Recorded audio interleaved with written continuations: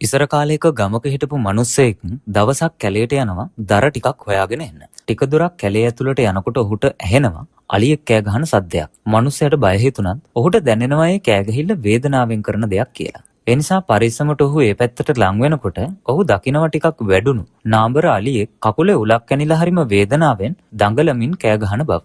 මනුස්සයටත් බයයි. හැබැයි ටිකක් කල්පනා කරපු ඔහු අලියාගේ මාරාන්තික වේදනාව ගැනත් අසරණකම ගැනත් හිත උණු වෙලා හිමීට අලියා ළඟට ලං වෙනවා.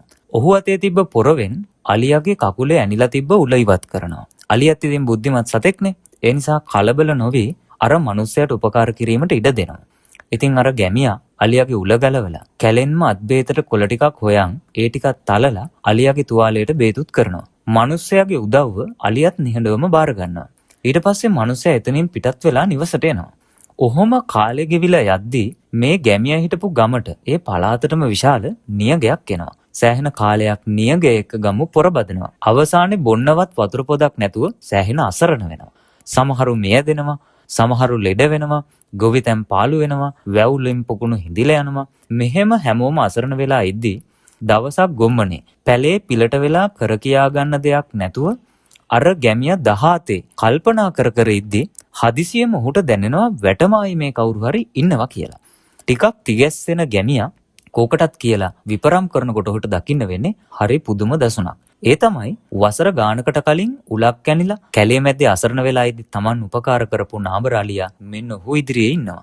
හැබැයි ඒ නාඹර අලියා දැන් මහා දැවැන්ත තේජවන්ත ඇතෙක්. ගැමියා කලබල වුණේ නැහැ.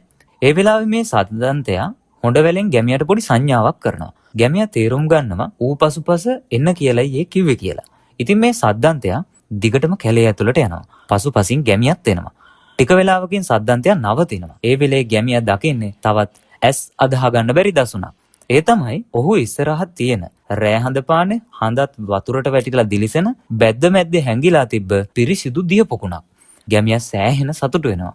අලියට ස්තුතිවන්ත වෙන ගමන් ගැමියා වහාම ගම්මුන්ට දැනුම් දෙනවා. ඉතින් මේ හැමෝම අලියාගේ උපකාරයෙන් අර දියපොකුණේ පිහිටෙන් ඒ මහා නියන් සායෙන් දිවි ගලව ගන්නවා. අලියා කියන්නේ හොඳ මතකයක් වගේම කළගුණ සැලකීම අතින් උඩින්ම ඉන්න සතෙක්. ඒක අලියට සෝබාදහමෙන් ලැබිච්ච තෑග්ගක්.